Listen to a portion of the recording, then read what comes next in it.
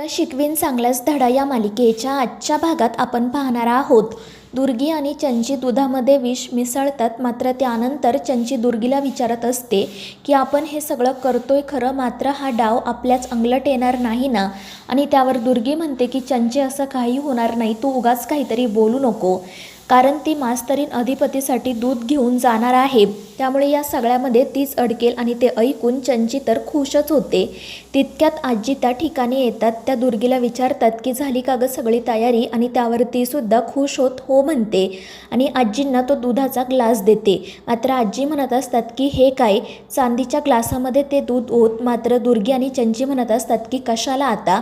मात्र आजी काही ऐकत नाही. त्या म्हणतात की जर भुवनेश्वरीला समजलं ना की रोजच्या वापरातील ग्लासामध्ये तुम्ही अधिपतीला दूध दिले तर ती खूप चिडेल.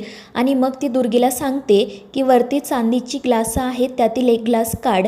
मात्र दुर्गी म्हणत असते की माझे खूप गुडघे दुखत आहेत, मी काही आता ते ग्लास काढणार नाही.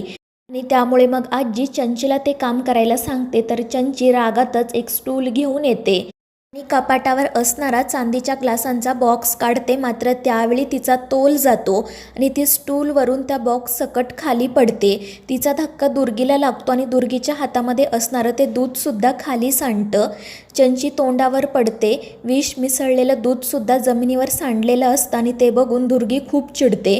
ती चंचीवरच ओरडत असते. तर चंचीचा पाय मुरगळतो आणि मग त्यानंतर ती उठायला जाते. मात्र त्या दुधावरून पाय घसरून ती पुन्हा खाली पडते. ती मोठमोठ्याने रडत असते, ओरडत असते.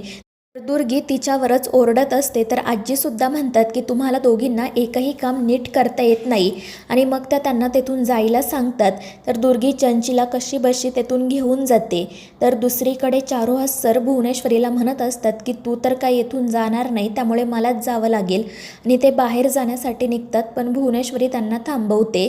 ती म्हणते की विषय अर्धवट सोडलेला मला आवडत नाही. त्यावर चारुहास सर विचारतात की कोणता विषय. तर भुवनेश्वरी म्हणते की जो विषय तुम्ही सुरू केला आहे तोच. आणि मग ती चारुहास सरांना म्हणते की आम्ही तुमच्यावरचे पहारे उठवले आहेत, मात्र आमची तुमच्यावर अजूनही बारीक नजर आहे. आणि आम्हाला माहिती आहे की तुम्ही गेल्या काही दिवसांपासून आम्हाला या घराबाहेर काढण्याचाच विचार करताय. आणि जर तशी वेळ आलीच तर तुम्ही आम्हाला घराबाहेर काढायलाही मागे पुढे बघणार नाही. आणि त्यावर चारुहास सर म्हणतात की अगदी खरं आहे. मात्र भुवनेश्वरी म्हणते की एक वेळ आम्ही या घराच्या बाहेर जाऊ, तुम्ही आम्हाला आमच्या अधिपतींच्या मनातून कसं बाहेर काढणार आहात ते तुम्हाला कधीच शक्य होणार नाही. तर चारुहास सर देखील म्हणत असतात की त्याच्याच डोळ्यावरची पट्टी काढण्याचा मी प्रयत्न करत आहे आणि एक ना एक दिवस ही पट्टी नक्की निघेल आणि त्याला तुझं खरं रूप दिसेल. मात्र भुवनेश्वरी हसतच म्हणत असते की एक दिवस आम्ही हे जग सोडून जाऊ, मात्र आम्ही अधिपतींच्या मनातून कधीच जाणार नाही. तुम्ही कितीही प्रयत्न करा, कितीही स्वप्नांची इमले बांधा, मात्र आम्ही त्याला सुरुंग लावणारच. आणि मग ती तेथून निघून जाते. दुसरीकडे अक्षरा छान दागिने घालून तयार झालेली असते आणि तिला बघून आजी तर खूप खुश होतात. आणि मग त्यानंतर अक्षरा त्यांच्या पाया पडते. तर आजी तिला दुधाचा ग्लास देत म्हणत असतात की आज तुझ्या संसाराला सुरुवात होणार आहे. दोघांनी मिळून चांगला सुखाचा संसार करा, या घराचं गोकुळ करा. आणि ते ऐकून अक्षराला अजून खाली मान घालते.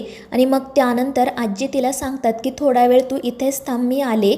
तर दुसरीकडे अधिपतीने ओंकारने त्याच्यासाठी आणलेला कुर्ता घातलेला असतो आणि मग तो बेडवर जाऊन बसतो. मात्र त्यावेळी त्याच्या लक्षात येतं की बेडचा पाय मोडलेला आहे आणि त्याला प्रश्न पडतो की सकाळी तर बेड ठीक होता, मग आत्ता अचानक हे कसं काय झालं. आणि मग त्यानंतर तो स्वतः तो बेड ठीक करतो. त्यामुळे चंचा आणि दुर्गीचा दुसरा डावसुद्धा फसतो.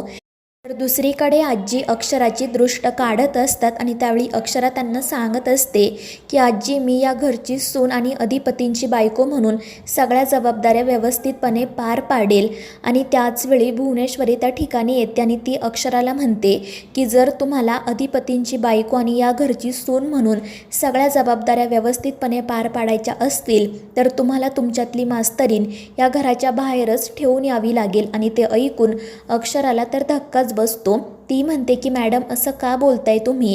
तर भुवनेश्वरी म्हणत असते की जे खरं आहे तेच आम्ही बोलतोय. जर तुम्हाला सुखाने संसार करायचा असेल तर तुम्हाला तुमच्यातील मास्तरीण या घराच्या बाहेरच ठेवावी लागेल. तुम्हाला दोन्हीही दगडांवर पाय ठेवता येणार नाही.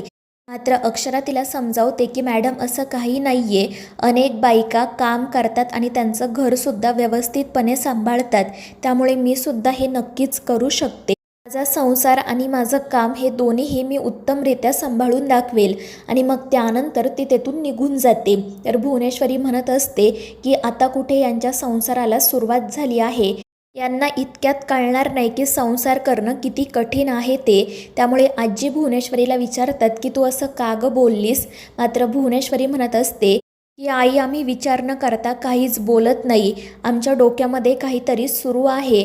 तर आजी विचारतात की नेमकं काय सुरू आहे तुझ्या डोक्यात. तर भुवनेश्वरी हसतच म्हणते की ते तुला थोड्याच दिवसांमध्ये कळेल, मात्र त्याआधी आम्हाला देवीचा आशीर्वाद घ्यायचा आहे. आणि मग ती तेथून निघून जाते. तर दुसरीकडे अक्षरा तिच्या रूममध्ये जाते आणि त्यावेळी अधिपती रूममध्ये असणाऱ्या कॅन्डल्स लावत असतो आणि अक्षराला बघून तर तो तिच्यात हरवूनच जातो. तो एकटक अक्षराकडेच बघत राहतो. तर अक्षरासुद्धा अधिपतीकडेच बघत असते आणि मग त्यानंतर ती अधिपतीला आवाज देत भानावर आणते. ती विचारत असते की काय झालं. तर अधिपती म्हणत असतो की मास्तरीनबाई, तुम्ही खरंच खूप गोड दिसताय. आणि मग त्यानंतर अचानक त्या दोघांच्या अंगावर गुलाबाच्या पाकळ्या पडतात. ते दोघेही खूपच खुश होतात. तर दुसरीकडे भुवनेश्वरी देवीची आरती करत असते. तर इकडे अक्षराचं खोलीकडे लक्ष जातं आणि खोलीतील ती सजावट बघून तर ती खूप खुश होते.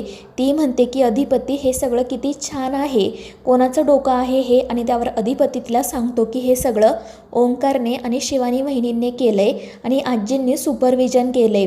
आजीचंच हे सगळं डोकं आहे. आणि ते ऐकून अक्षराला आश्चर्य वाटतं.